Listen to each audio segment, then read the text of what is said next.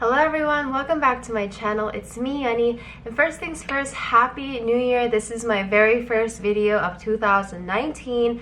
I took a bit of a break for the holidays, but now I'm back. We're starting off the new year talking about anxiety disorder because I felt like the new year brings about a lot of positivity, a lot of goal setting, a lot of vision boards, which I am entirely on board. I'm actually going to share my own vision board next week probably, but I also wanted to take the time to talk about how scary the new year can be. It can bring up a lot of fears, a lot of anxiety as appropriately titled. It can bring a lot of worry and just like this fear of what's to come, and I wanted to take this video to acknowledge that some people feel that way and it's okay to feel that way. So yes, let's get straight into the video. I'm jumping in here. This time last year or the year before, I actually made a video on different ways of dealing with anxiety. It's in the description box down below. Check it out if you want my own personal tips on how I deal with it. So yeah, just wanted to plug that here. Okay, back to the video. Before we get into the bulk of the video, I wanted to start off with my disclaimers. While I am a mental health professional, these videos are solely for educational purposes.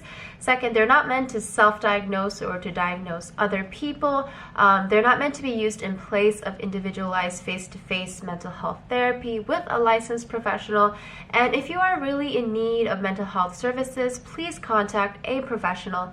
Last but not least, if you are in a mental health crisis or emergency, please call 911. When we talk about anxiety, I think the first thing I really need to talk about is how important language is. Anxiety is something that we hear a lot about in conversations with people, along with depression really, but this is not a depression video. We're just going to focus on anxiety, but they're similar in the sense that as human beings, it's very normal and common for us to feel anxious in different situations, whether it's a new situation you're not familiar with. Anxiety is very much a part of our lives, and that's definitely true. However, when we talk about anxiety disorders, we're talking about individuals who suffer with anxiety most of the days of their lives. Most of the year they're struggling with anxiety, and I think it's very important to address the stigma that comes with the conversation of anxiety disorder, because if you have anxiety disorder or if you know a loved one who has anxiety disorder, I'm sure it's very common for you to hear things like, oh, don't worry about it, I get anxious all the time. Oh, it's okay, you're just human. I'm nervous all the time too. You don't have a disorder. You're overthinking it, you're overanalyzing it, or you're being too sensitive.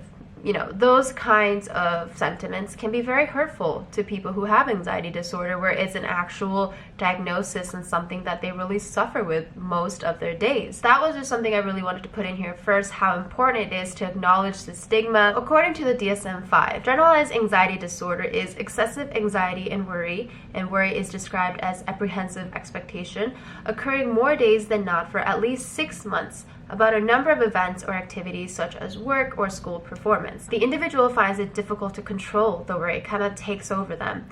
And C, the anxiety and worry are associated with 3 or more of the following 6 symptoms, with at least some symptoms having been present for more days than not for the past 6 months. So these are the symptoms of anxiety as said by the DSM.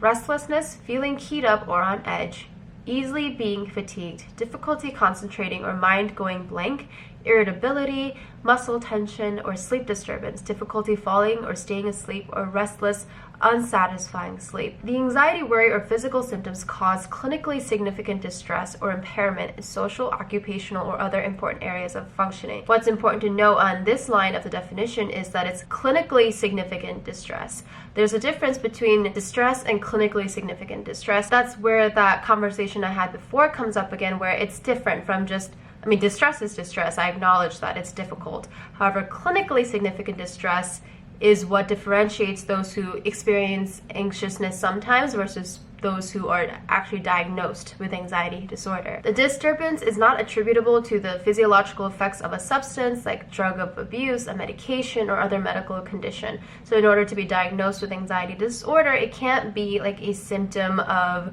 or an effect of like a drug that you may be taking, whether it's illicit drugs or legal drugs, and it can't be the effect of like a medical condition. For example, hyperthyroidism is said to cause a lot of symptoms of anxiety. In our training, we were taught that every time a mental health professional is trying to diagnose or find a diagnosis for one of their patients or clients, the number one thing to always consider is their physical health condition, their physiological, what they're going through medically. So there's a lot of care coordination with doctors and going through clients' charts to make sure that the mental health clinician knows what that person is going through physically, because certain physical illnesses like hyperthyroidism, like I said, can lead to a lot of mental health distress symptoms. So if someone has hyperthyroidism, they're not going to be diagnosed with anxiety disorder. They have hyperthyroidism with symptoms of anxiety. Does that make sense? And lastly, the disturbance is not better explained by another medical disorder. Like I said, anxiety or worry about having panic attacks and panic disorder, negative evaluation in social anxiety disorder, like social phobia, contamination or other obsessions and obsessive compulsive disorder, separation from attachment figures and separation anxiety disorder, reminders of traumatic events in post-traumatic stress disorder, gaining weight in anorexia nervosa, physical complaints in somatic symptom disorder, perceived appearance flaws in body dysmorphic disorder, having a serious illness in illness anxiety disorder, or the content of delusional beliefs in schizophrenia or delusional disorder. That paragraph is huge. And breaking it down pretty much, today's video, we're just going to be talking about generalized anxiety disorder. As you can see from that paragraph, there's different kinds of anxiety disorders. If you're interested in any of these, I can definitely make a video on them. Some general risk factors for all types of anxiety can include temperamental traits of shyness or behavioral inhibition in childhood, exposure to stressful and negative life situations or life environments in early childhood or adulthood, history of anxiety and or other mental illnesses in their biological relatives, so that's the genetic factor there. Some physical health conditions even, like thyroid problems can lead to symptoms of anxiety, or something that a lot of people don't really think about is a lot of the times certain substances like coffee can lead to a lot of symptoms of anxiety. And if you have a lot of anxiety or an anxiety disorder, drinking coffee can really make the symptoms of an anxiety disorder worse. And so flipping that around, if you have an anxiety disorder, if you drink less coffee, it can really help to reduce the symptoms of your anxiety disorder. There's different ways to treat anxiety disorder. The first one is obviously psychotherapy, which is talk therapy, where you sit one-on-one with a therapist or a psychologist and really take part in breaking down the anxiety. It can really help. But a lot of the times the therapy needs to be really tailored to the person's type of anxiety, where they are in dealing with their anxiety. The therapy technique that has shown the most evidence of helping those who have anxiety disorder is cognitive behavior therapy. Cognitive behavior therapy helps people by teaching them different ways of thinking, behaving, and reacting to anxiety-provoking situations. And it also helps them to learn practical skills on how to deal with the symptoms of anxiety. So a lot of the times there's a cognitive component where therapists or clinicians help those with anxiety disorder to identify what the triggers of anxiety are and to challenge those triggers and to also neutralize the effect of those triggers on the individual. Exposure therapy part, where the clinician can also work with the client on slowly but surely combating and challenging the trigger. So for example, if a client has a fear of flight, the clinician isn't going to make them take a flight the next month. It's more like leading up to eventually being able to take a plane ride somewhere and not have to deal with the anxiety symptoms. So the clinician and client could start with identifying, okay, so it sounds like you have a fear of flying. Like, where do you think that comes from? How does it affect you? So it's kind of like doing the background research on the anxiety. And then throughout weeks or months, it can even be years depending on the individual and how that work on the individual's level of anxiety disorder can be. But eventually they'll start talking about what it would be like to be on a plane, or even look at a picture of a plane, or even the clinician could go to the airport with the client and look at planes. So it's like really leading up to eventually having the client be able to face the trigger of the anxiety and neutralize it, that it won't be a problem in their life anymore. Medication is another way of dealing with anxiety. Medication does not cure anxiety, but can really help lessen the symptoms of anxiety disorder. Medication is obviously prescribed by doctors or psychiatrists, and different kinds of medication that a lot of them do use are benzodiazepines, antidepressants, and beta blockers. So benzodiazepines work very quickly on helping an individual reduce their symptoms of anxiety. So it's very, very common that it is prescribed. However, benzos are usually used for short-term treatment because they're highly addictive, and it's very easy for people to get used to the effect of benzos, so dosages need to be raised constantly, so that could contribute to even more of a potential for an addiction to the benzodiazepines, which is not anything that any doctors or psychiatrists want to happen. And also benzos, once you start taking them, you can't just stop taking them one day because your anxiety gets better. It's a type of drug where it needs to be tapered off slowly, so go down in dosages every week or every 5 days or whatever your plan with your doctor is.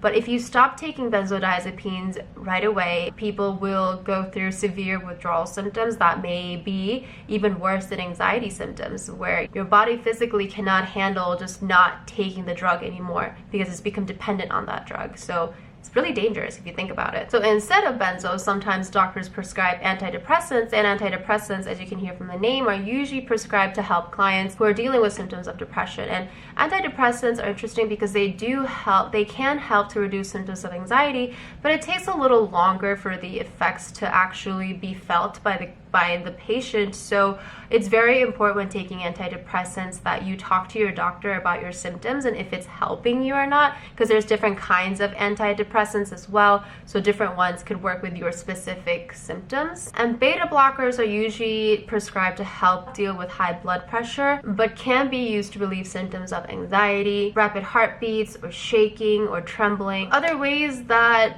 anxiety can be treated as support groups. Support groups are not necessarily like an appropriate alternative to individualized psychotherapy or care from like a medical professional. However, can really, really help. It's like a package in a way. It can really, really help to reduce the symptoms and deal with the life of having an anxiety disorder. Because in support groups, it's kind of like, I don't know if you know, Alcoholics Anonymous or Narcotics Anonymous. It's these kind of groups where a lot of people there deal with the same things that you do. So rather than hearing it from a doctor, when you hear from someone else who are struggling the same way you are, it can really help you to build up coping skills on how to live with an anxiety disorder. And last but not least, there's other stress management techniques like meditation that can help reduce the symptoms of anxiety. But the thing to note when it comes to stress management and other different types of stress management techniques like meditation or prayer or things like that is that, once again, these techniques should not be used in place of treatment. It can help enhance the effects of treatment. So I think that shows that there's not just like one way that is good to deal with anxiety disorder, just because everyone comes from such different backgrounds, their symptoms are so different. So it's kind of like different puzzle pieces that come together in different ways that can optimally help you. So what all of that says is, if you feel like you're struggling with an anxiety disorder, first of all, consult with your doctor and, get the evaluation that you need, and also ask for as much help as possible. Just because you take like an antidepressant or a benzo or a beta blocker, the medication isn't going to help get rid of your anxiety disorder. A lot of the times it's a lifelong journey to figuring out the best ways to reduce the symptoms of anxiety disorder so that you can live a normal, productive, and happy life. That's it for today's video on anxiety disorder. The first step, everyone says, is acceptance, right? It's okay to feel anxious and nervous in the beginning of the year. It's a very common feeling to have.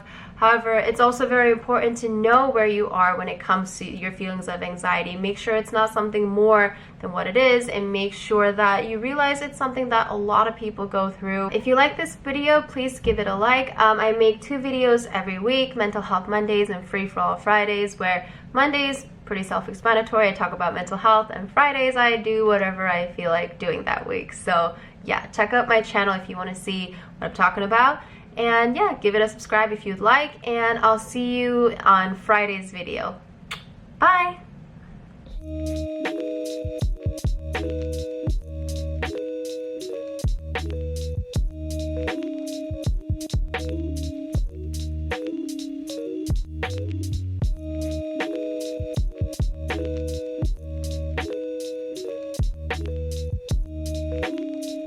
The first step, everyone says, is acceptance, right? It's okay to feel anxious and nervous throughout in the beginning of the year. It's a very common feeling to have.